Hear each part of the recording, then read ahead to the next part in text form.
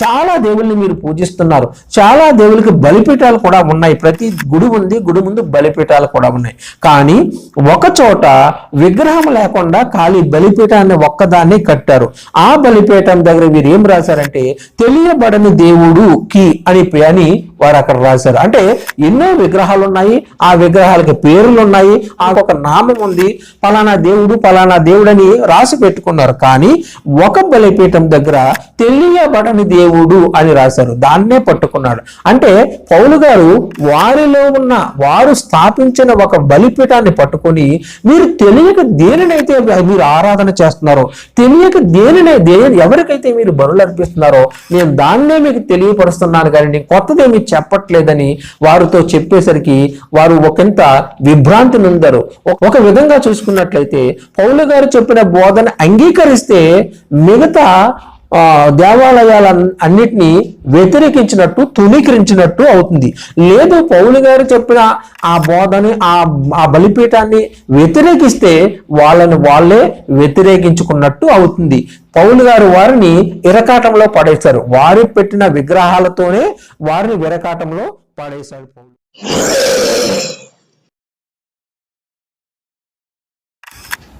ప్రియమైన దేవుని బిడ్డలందరికీ నా ప్రత్యేకమైన వందనాలు తెలియజేసుకుంటున్నాను. పౌలు గారు ఎథెన్స్లో చేసిన సువార్త గురించి ఈరోజు మనం ఆలోచన చేద్దాము. ఎథెన్స్ అనగానే సోక్రటీస్ మనకి గుర్తుకొస్తాడు. ఎథెన్స్కు చెందిన సోక్రటీసు ఈయన గ్రీకు తత్వవేత్త. ఈయన 470 నుంచి 399 BC మధ్య కాలానికి చెందిన ఈ గ్రీకు తత్వవేత్త సోక్రటీస్. ఈయన చెప్పిన మాటలు ఎథెన్స్ ప్రజలకు నచ్చక ఇప్పుడు పౌలు గారు ఎక్కడైతే నించుని మాట్లాడుతున్నారో అదే స్థలంలో ఆయన నించుని కొన్ని స్పీచెస్ ఇవ్వడం జరిగింది. ఆ స్పీచెస్ ఎథెన్స్ ప్రజలకు నచ్చక వారి యువతను తప్పుదారి పట్టిస్తున్నాడు ఈ సోక్రటీస్ అని ఆయన మీద ఒక నేరము మోపి ఆయనను శిక్షించడానికి ప్రయత్నం చేశారు. ఆ శిక్ష ఏదంటే ఒక జ్యూసులోని విషాన్ని కలిపి ఆయనకి ఇచ్చి దాని ద్వారా ఆ విషము త్రాగించడం ద్వారా ఆయనను చంపేశారు. అలాంటి ప్రదేశంలో ఇప్పుడు పౌలు గారు నుంచుని మాట్లాడవలసిన పరిస్థితి వచ్చింది. అపోస్తలుల కార్యాలు 17వ అధ్యాయము 16వ వచనం నుంచి మనం జాగ్రత్తగా పరిశీలన చేసినట్లయితే పౌలు కొందరి కోసము కనిపెడుతూ ఉంటున్నారు. ఎవరి కోసం అంటే పౌలు తిమోతి శీల కోసము కనిపెట్టుకుని ఎదురు చూస్తున్న ఆ కాలంలో 17వ అధ్యాయము 16వ వచనము పౌలు ఎథెన్సులో వారి కొరకు కనిపెట్టుకుని ఉండగా ఆ పట్టణము విగ్రహములతో నిండి ఉండుట చూచినందున అతని ఆత్మ పరితాపము పట్టలేకపోను. ఎథెన్స్ అనే పట్టణము చాలా చూడడానికి అందమైన పట్టణము.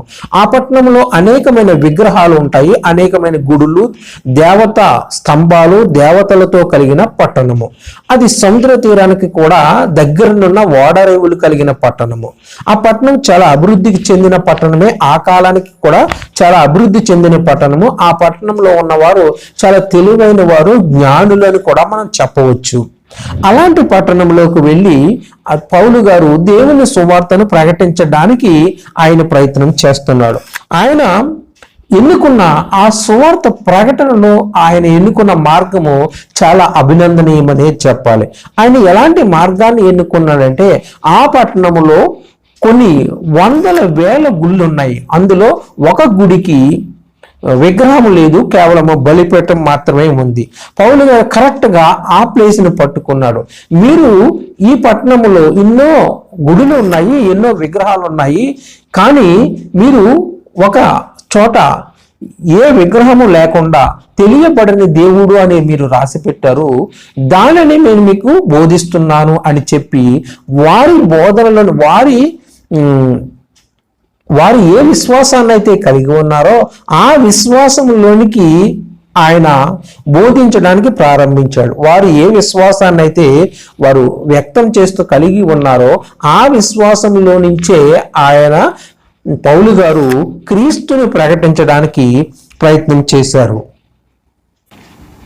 పౌలు గారు సమాజ మందిరంలోను యూదులలో భక్తిపరులైన వారిలోను ప్రతి దినము సంత వీధుల్లోనూ తను కలుసుకున్న వారందరితోనూ తర్కిస్తూ వచ్చాడు దేవుని గురించిన విషయాలు.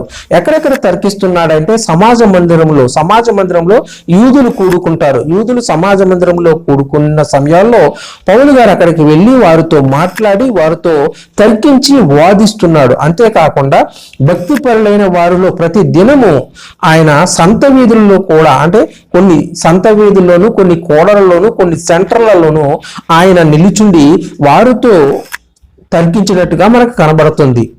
ఎపికూరియోలోను స్తోయిలోను ఉన్న కొందరు జ్ఞానులు అతనితో వాదించారట. కొందరు జ్ఞానులు అంటే అప్పటికే తెలివైన వారు, జ్ఞానులు అని చెప్పబడిన వారు పౌలు గారితో వాదించడం జరిగింది. ఈ వాదన ఎంతవరకు వెళ్ళిపోయిందంటే పౌలు గారిని అరియోపగ అనే సభ దగ్గరికి తీసుకుని వెళ్ళిపోయేంతగా ఈ వాదన పెరిగిపోయింది.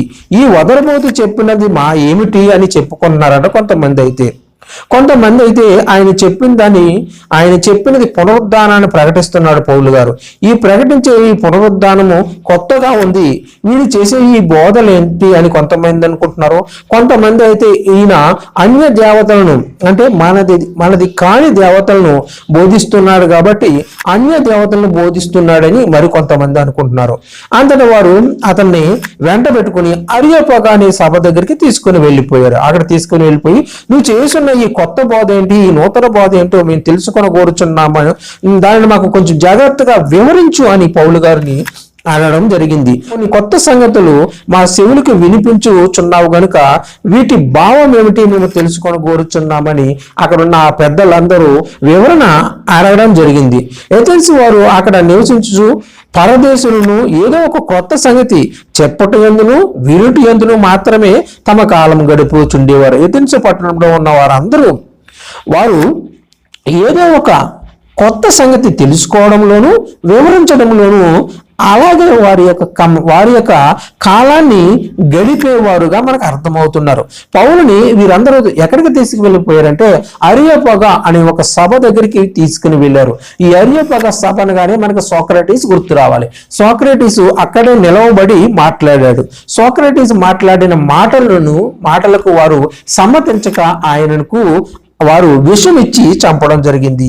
అదే ప్రదేశంలో ఇప్పుడు పౌలు గారు నిలబడి వారికి దేవుని సువార్త బోధిస్తున్నాడు. పౌలు అరియోపగ సభ మధ్య నిలిచి ఇలా చెబుతున్నాడు, ఏథెన్స్ వారులారా, మీరు సమస్త విషయంలోనూ అతి దేవతా భక్తి గల వారై ఉన్నట్టు నాకు కనబడుతుంది. మీరు సమస్త విషయాలలో అతి దేవతా భక్తి ఉన్నది అలా ఉన్నట్టు నాకు కనబడుతున్నది. ఎందుకంటే నేను సంచరించి మీ దేవతా ప్రతిమలను చూచుచుండగా ఒక బలిపీఠం నాకు కనబడిను, దాని మీద తెలియబడని దేవునికని వ్రాయబడి ఉన్నది. కాబట్టి మీరు తెలియక దేని యందు భక్తి కలిగి ఉన్నారో దానిని నేను మీకు ప్రచురము చేయుచున్నాను. మీరు చాలా దేవతా భక్తి కలిగిన వారు. మీ గుళ్ళు చూస్తుంటే చాలా అందముగా ఉన్నాయి. మీరు విస్తారమైన గుడులు ఉన్నాయి ఈ పట్టణంలో, ఈ ప్రదేశంలో చాలా దేవుల్ని మీరు పూజిస్తున్నారు. చాలా దేవుళ్ళకి బలిపీఠాలు కూడా ఉన్నాయి. ప్రతి గుడి ఉంది, గుడి ముందు బలిపీఠాలు కూడా ఉన్నాయి. కానీ ఒక చోట విగ్రహం లేకుండా ఖాళీ బలిపీఠాన్ని ఒక్కదాన్ని కట్టారు. ఆ బలిపీఠం దగ్గర వీరు ఏం రాశారంటే తెలియబడని దేవుడుకి అని వారు అక్కడ రాశారు. అంటే ఎన్నో విగ్రహాలు ఉన్నాయి, ఆ విగ్రహాలకి పేర్లు ఉన్నాయి, అంటే ఆ విగ్రహానికి ఒక నామం ఉంది, పలానా దేవుడు అని రాసి పెట్టుకున్నారు. కానీ ఒక బలిపీఠం దగ్గర తెలియబడని దేవుడు అని రాశారు, దాన్నే పట్టుకున్నాడు. అంటే పౌలు గారు వారు స్థాపించిన ఒక బలిపీఠాన్ని పట్టుకొని మీరు తెలియక దేనినైతే మీరు ఆరాధన చేస్తున్నారో, తెలియక ఎవరికైతే మీరు బలులు అర్పిస్తున్నారో నేను దాన్నే మీకు తెలియపరుస్తున్నాను కానీ నేను కొత్తదేమీ చెప్పట్లేదని వారితో చెప్పేసరికి వారు ఒకంత విభ్రాంతి నొందారు. ఒక విధంగా చూసుకున్నట్లయితే పౌలు గారు చెప్పిన బోధన అంగీకరిస్తే మిగతా దేవాలయాలన్నిటినీ వ్యతిరేకించినట్టు తుణీకరించినట్టు అవుతుంది. లేదు పౌలు గారు చెప్పిన ఆ బోధని ఆ బలిపీఠాన్ని వ్యతిరేకిస్తే వాళ్ళే వ్యతిరేకించుకున్నట్టు అవుతుంది.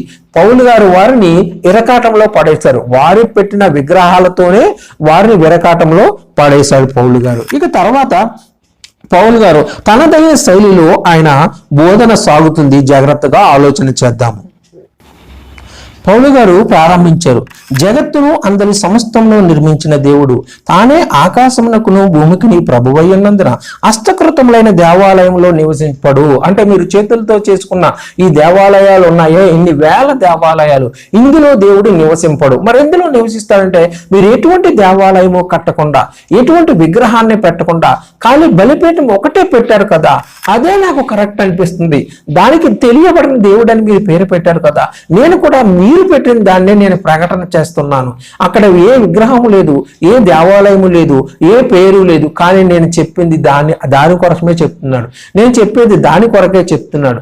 దేవుడు అంటే మీరు పెట్టుకున్నట్టుగా ఈ విగ్రహం లాగా ఉండడు అనే విషయాన్ని వారికి జాగ్రత్తగా పౌలు గారు వివరిస్తున్నారు. ఆయన అందరికీ జీవమును ఊపిరిని సమస్తమును దయచేయవాడు గనుక తనకి ఏదైనా కొదవున్నట్లు మనుషుల చేతులతో సేవింపబడేవాడు దేవుడు కాదు. దేవుడు ఎప్పుడు మనుషుల చేతులతో సేవింపబడడు. దేవుడు మనుషుల చేత ఏది చేయించుకోవాలని ఆయన కోరుకోడు. ఎందుకంటే ఆయన అందరికీ జీవాన్ని ఇస్తాడు, ఊపిరినిస్తాడు, సమస్తాన్ని ఇచ్చేవాడు కానీ తీసుకునేవాడు దేవుడు కాదు అని వారికి చెప్తున్నాడు. ఇక మరియు యావత్ భూమి మీద ఆయన కాపాడముండుటకు ఆయన ఒకరి నుండి ప్రతి జాతి మనుషులను సృష్టించి ఒకవేళ వారు దేవుని తడవలాడి కనుగొందురేమో అని తన్ను వెదకు నిమిత్తము నిర్ణయ కాలాలను నివాస స్థలం యొక్క పొలిమేరలను ఏర్పరచును. ఆయన మనలో ఎవనికి దూరంగా ఉండేవాడు కాదు.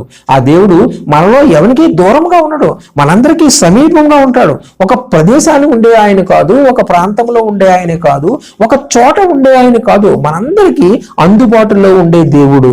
మరియు ఆయన యావత్ భూమి మీద కాపురం ఉండటానికి మనకి ప్రతి జాతి మనుషులను సృష్టించినదే ఆ దేవుడు ఒక్కడే. కానీ దేవుణ్ణి మనం ఎప్పుడు తడవలాడతామో, ఎప్పుడు కనుగొంటామో, తాను ఎప్పుడు వెతుకుతామో అని కొన్ని నిర్ణయ కాలాలను ఆయన నిర్ణయించి ఆ కాలాలకు పొలిమేరలను కూడా ఏర్పరిచి మనలో ఎవరికి దూరంగా లేకుండా అందరికీ అందుబాటులో ఉన్నాడు ఆయనని చెప్పి మనం ఆయన యందు బ్రతుకుచున్నాము, చలించుచున్నాము, ఉనికి కలిగి ఉన్నాము. అలాగని మీ కవీశ్వరులలో కొంతమంది చెప్తున్నారు కదా అని పౌలు గారు వాళ్ళ కవిస్వరులను కూడా ఎత్తి చూపిస్తున్నాడు. కాబట్టి మనము దేవుని సంతానమై ఉండి కూడా మనుషుల చమత్కార కల్పం వలన మరల్చబడిన బంగారమునైనను వెండినైనను రాతినైనను దైవత్వము పోలి ఉన్నదని తలంచకూడదు. అసలు ఆ ఊహ మనకు రాకూడదు, ఆ తలంపులు మనకు ఉండకూడదు. కాబట్టి మనం దేవుని సంతానమయ్యా, మనమందరము దేవుని సంతానము. కాబట్టి మనం ఎలా ఉండాలి? దేవుని సంతానం అంటే దేవునిలా ఉన్నతమైన ఆలోచనలు కలిగి ఉండాలి. కాకపోతే మనం ఎలా చేస్తున్నాము? మనుషులు చమత్కారము చేత కల్పించబడిన కల్పన వలన మరల్చబడిన బంగారంతోనైనను వెండితోనైనను రాతితోనైనను దైవత్వము పోలి ఉంటుందని అసలు తలంచకూడదు. బంగారంలో దైవత్వం ఎక్కడ ఉంటుంది? వెండిలో దైవత్వం ఎక్కడ ఉంటుంది? రాతిలో దైవత్వము ఎక్కడ ఉంటుంది? మనం చేసిన విగ్రహాలన్నీ వాటితోనే కదా. మీరు ఇప్పుడు ఇంతవరకు మీరు చేసుకున్న విగ్రహాలని కొన్ని వందల వేల విగ్రహాలు వాటితోనే ఉన్నాయి. కానీ ఒకే ఒక బలిపీఠం మాత్రము విగ్రహం లేకుండా ఉన్నది, తెలియబడిన దేవుడని ఉన్నది. నేను దాన్నే మీకు తెలియపరుస్తున్నానని పౌలు గారు వారితో చెప్పేసరికి పౌలు గారి మాట కొట్టేస్తే వారు పెట్టిన దాన్ని వారు కొట్టేసుకున్నట్టు అవుతుంది. అలాగని పౌలు గారి మాట అంగీకరిస్తే మిగతా పెట్టిన కొన్ని వేల దేవి దేవతల విగ్రహాలు గుళ్ళని వారు కొట్టేసినట్టు అవుతుంది. ఏం చెప్పాలో అర్థం కావట్లేదు వారికి. వారిని సందిగ్ధంలో పడేశారు పౌలు గారు. కాబట్టి మనం దేవుని సంతానమై ఉండి మనుషుల చమత్కారం వల్ల కల్పించబడిన ఈ విగ్రహాలను ఎలా ఆరాధిస్తామని అక్కడ చెప్తూ ఆ అజ్ఞాన కాలమందు తెలిసి తెలియని ఆ అజ్ఞాన కాలమందు అయితే దేవుడు చూసి చూడనట్టుగా వదిలేశాడు. ఇప్పుడైతే అందరూ